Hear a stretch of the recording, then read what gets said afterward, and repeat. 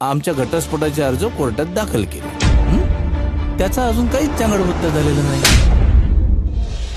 कोर्टासमोर तुमची केस अगदी व्यवस्थितपणे मांडू शकेल. आणि माझ्या फीसचं म्हणाल तर आयुष्यात मी खूप नाव आणि पैसा कमवलाय. आता मला आयुष्यात चांगला वेळ घालवायचा. तोंड काळ कर तुझं, मर तिकडे आईच्या घरी जाऊन जा, मर. मला तुझी गरज नाही आहे, मी जाईन माझ्या आईकडं. तुझी सगळी लफडी मला माहिती आहे, कळलं ना?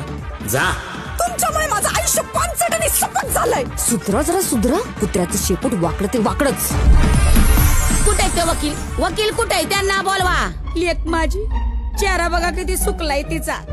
मॅगी खायची वेळ झाली तिची. तुम्हाला वेगळं व्हायचंय ना? नाही भया, मला नाही वेगळं व्हायचं. या दोघा पोरांना वेगळं करायचंय. नवरा म्हणजे गोगल गाय आणि पोटात पाय. तुम्ही काही केलं तरी प्रॉब्लेम, तुम्ही काही नाही केलं तरी त्यांना प्रॉब्लेम आहे. जसं काय बायकांनी ना बंदूक धरलेली असते ह्यांच्या कपाळी.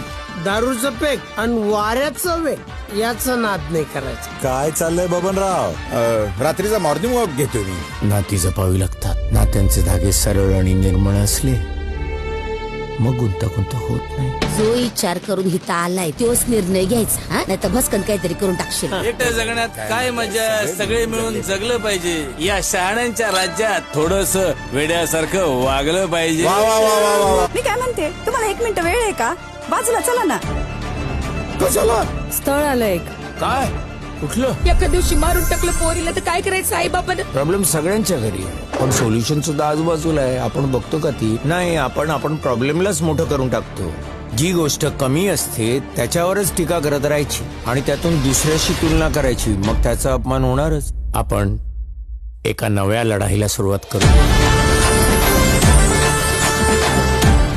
काय गरज होती या सगळ्याची काय माहिती. बरं, मागच्याच महिन्यात म्हणाले होते आता हे सगळं बंद, बरं का? आणि आता परत सुरू केलंय जास्तीचं. नात्यातून दूर होणं इतकं सोपं असतं. जन्मभरासाठी जोडलेली नात्याची नाळ सहजासहजी तोडता येते.